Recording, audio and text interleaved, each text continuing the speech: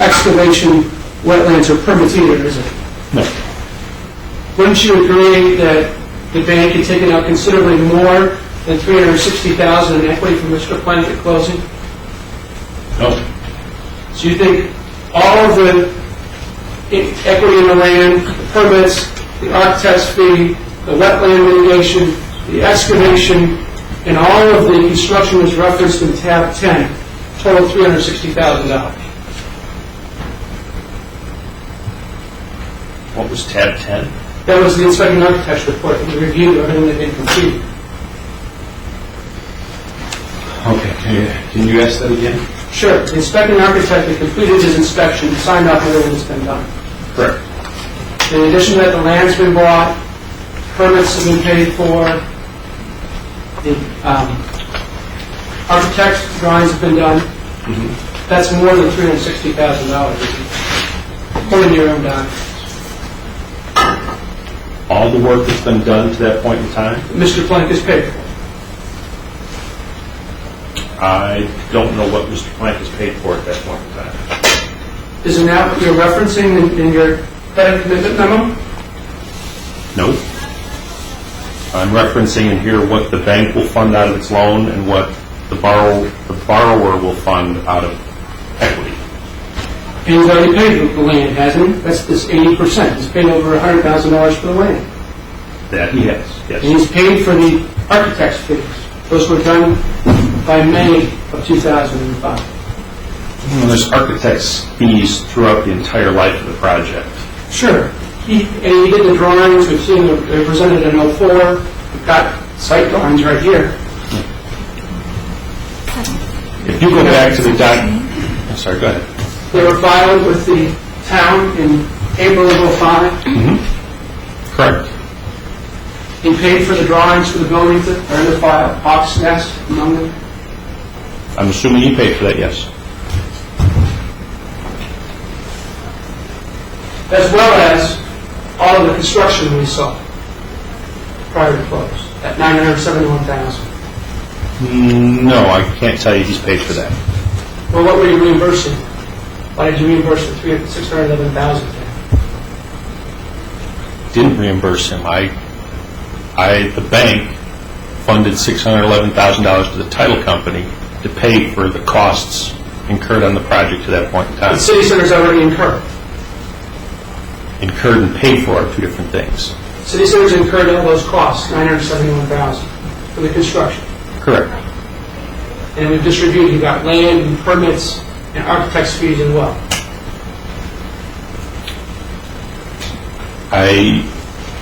If you look back on the document that City Center gave to the title company, you can see exactly what had been paid for previously. All right.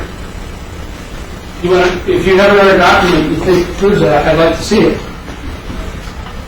Sure. Where is 2B, page 23, in white? White?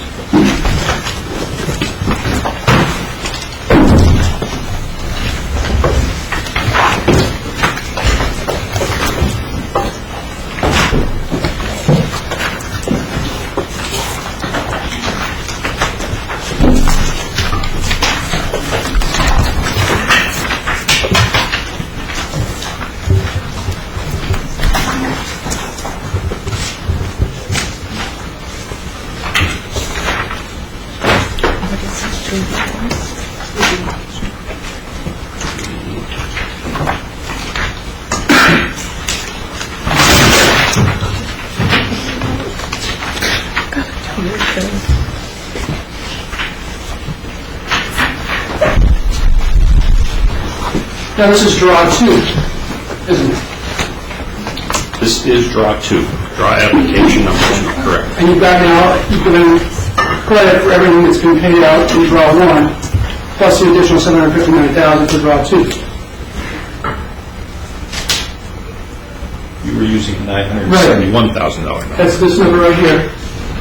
Right. So I That's the said construction that's been done previously. you were pulling numbers off the different. And then you've got another $759,000. Correct.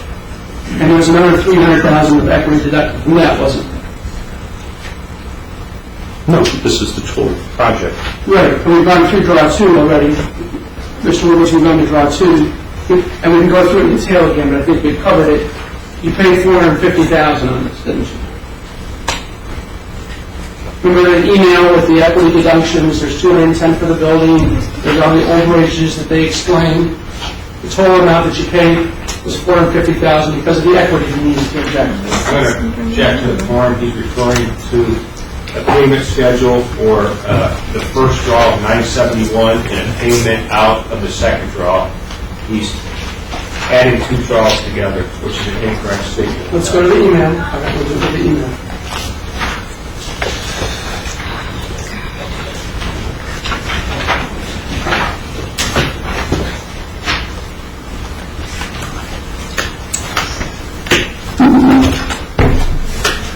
In the white book still.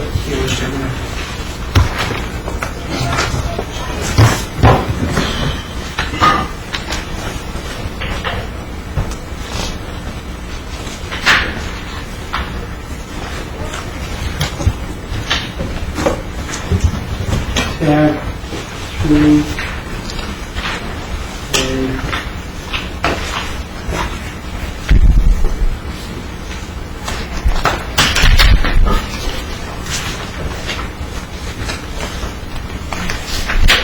You recall the, actually, maybe is it in here, 44H? 44H.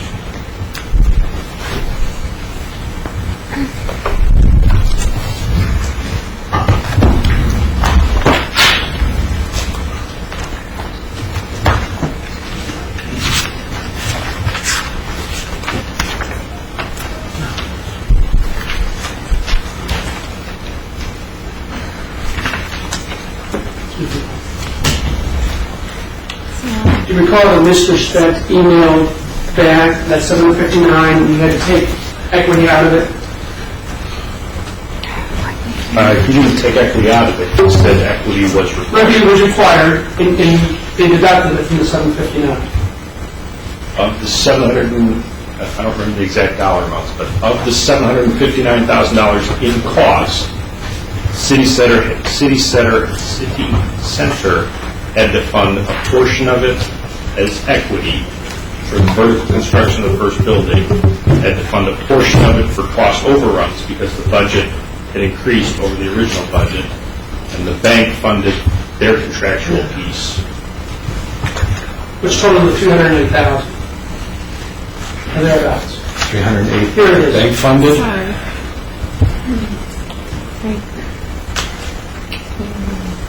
Right, that was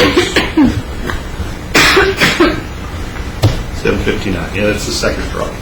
Okay. So out of the second draw, there's more than... 450,000 the bank wired. Right. And your point was that only $210,000 for the bank's purposes counted towards Mr. Blank's equity. Correct. That was the equity he needed for that first building he started constructing. This other $98,000 was an overage. Right. Cost overruns. So he's got another $210,000 in draw two. In equity into the project? Yes. He should have brought in another $210,000 in equity at that point in time. Well, you reduced it from his payment, and it was contributed here, wasn't it? I'm going to object to the form. There's no evidence we reduced anything. It was the title company that made that determination. Really? Well, all right, let's deal with Mr. Woodward's statement. The sworn statement that was submitted by City Centers was $759,000. Correct. The funding that was provided by the bank was $450,000, wasn't it? Correct. And the difference was the equity contribution from Mr. Point. Correct. So the reason the bank wired $450 to the title company was because of the equity deductions it was making from Mr. Point. No, there were $759,517.72 worth of costs that needed to be paid with the second draw. Contractually, the bank was required to fund $450,742.05 of that. Contractually, City Center was required to fund the balance of it. Who did this calculation? That looks like it's in an email from Brian Specht. And aren't these Mr. Speck's numbers? They're Mr. Specht's numbers, yes. Are you disputing that he made this computation? No. And the reason he funded 450 instead of 759 was because of the equity from Mr. Plank. Right, Mr. Plank had to put in that equity. This is how he accounted for Mr. Plank's equity. And you talked earlier that that's how it's done sometimes. Doesn't have it take a check in and get a check out. You simply reduce it from the total cost of the project. It's being funded with that period. Yeah, that's up to the borrower. If the borrower wants to write a check and bring it to the closing, they can do that. If they're owed money back and they don't want to bring a check in and take a check back, they can just net the funds. But this is what the bank was telling Mr. Plank we're going to do, isn't it? No. Bank is telling Mr. Plank, you've asked for $759,000. You owe 36, you owe 62, you owe 210. We owe 450. We've wired 450 to the title company. You need to come up with the difference. So when Mr. Speck says that was deducted from the draw as well, it's your position he really wasn't deducting it from the draw. Is that what you're telling me, Jerry? No, he didn't deduct it from the draw. It was not $759,000 the bank was funding. Wasn't that what he says? That was deducted from the draw. That was deducted from the, yeah. So he did if say you do that. the math, yes. Okay, so He now that subtracted. you did deduct it from the draw, as he says it did. Well, deducted it in the math below, yes. He subtracted it from the draw to figure out how much the bank needed to send to the title company. Okay. So he deducted another $308,000 in draw 2. We can agree on that now? No, how much is that? Could you go to the previous page? Here's a Difference letter between the 759, from Cindy Jensen to the title company. Does she calculate the difference for you? the borrower will be contributing the difference of 308,775.57. Correct. It's $308,000. Correct. Okay. Excuse me, does that help? It's 2A. It's also a third. 2A, page 22, is it? Thank you. I'm not sure. I'll find it. Let's do it. 2A. Okay. Now, you earlier said it would be a breach of the agreement if City Center was funding build-out. Remember that? 34. No, I don't remember saying that. In fact, City Center can fund build-out, can it? So long as it's not doing it out of the loan proceeds? Yeah. Could you take a look at tab 33 in the City Center, or in the Fifth Third book? Is that the red one? Yes, the red book. Just to be clear, I don't think I had said the first statement you just made. You don't think you said it would be a breach for City Center to be paying for build-outs? Correct. We'll have to let the jury decide that. I said the bank loan could not pay for build-outs. There's not enough funds in the bank loan to pay for build-outs. I believe that's what I said. You have 33 in front of you. 33. Yes. That's a ledger for City Center. It appears, yes. You see on February the 21st, City Center made a deposit for flooring for Anytime Fitness, $5,000. February... No, I don't.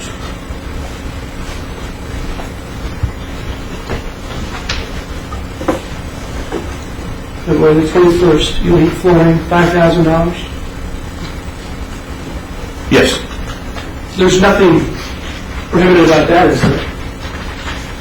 There's nothing prohibited about their journal entries? No, City Center paying the week flooring for a flooring deposit for Anytime Fitness. No. And they paid for awnings on March 21st. March 21st. Marable awnings, $3,000. That's acceptable, isn't it? Yes. They paid for vanities on May 11th. These are borrowings, for $1,195. 2 vanities, that's what it says. That's acceptable, isn't it? Yes. You made a deposit with JR's cabinets on May 11th for $10,000. That's acceptable, isn't it? That's acceptable. And you can go on, so on and so on. And Warrior Elite Flooring, Prestige Granite, so long as decor title, so long as City Center is paying for those build-outs, that's completely appropriate, isn't it? Yeah. And in fact, that's a reassuring sign that you have a owner who's building out with his funds for tenants that are preparing to move in. I would agree.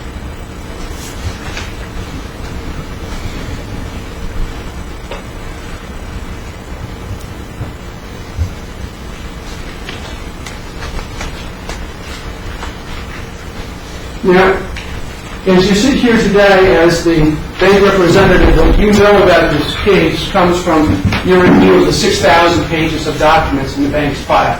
Correct. It's nothing that you know firsthand from what was going on in 05 or 06. Very little from what I know firsthand. You never talked to Mr. Plank. You never administered the loan for City Center. Correct.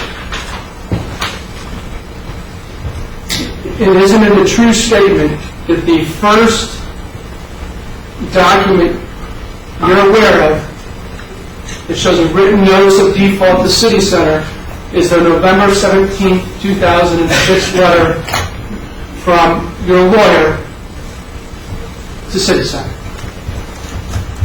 I'm not positive, and I don't know which book it's in, but I think that is the letter calling the loans due. We can put it up. It's coming. It's coming.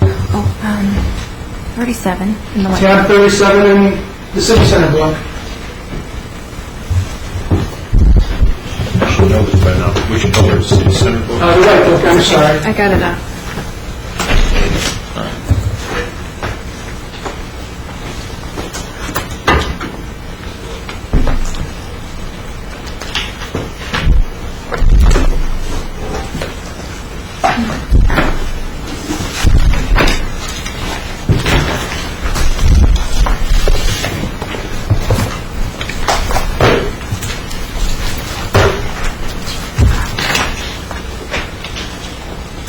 You see that letter? That's 30, 37? 37. Got it. That's the first written notice the bank provided to City Center that it was declared default, isn't it? No, we've seen email after email after email showing that the bank is in need of information from City Center that never appears to be received. All right, let me show you your deposition. I took your deposition on May the 14th, 2009, didn't I? Yes, you did. And you were under oath, I was. and you were there as the representative of the bank, not just Sean Kelleher. Correct. You had reviewed all these documents, you met with your attorneys, you were prepared. Could you turn to page 103? I asked you, didn't I, is this the first written notice of default that was provided by the bank? And what was your answer? To the best of my knowledge, yes. And you went on and reviewed those emails. But those were notices of issues, weren't they? Those weren't declaring default. Notices of issues, they were defaults. They were definitely issues. Issues.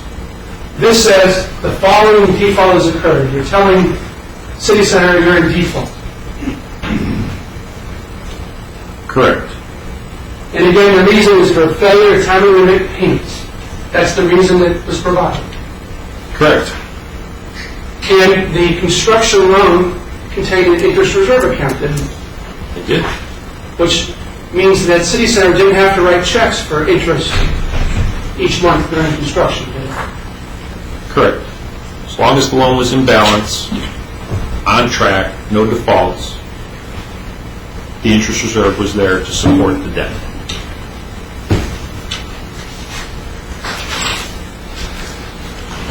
I don't think that's what that letter says.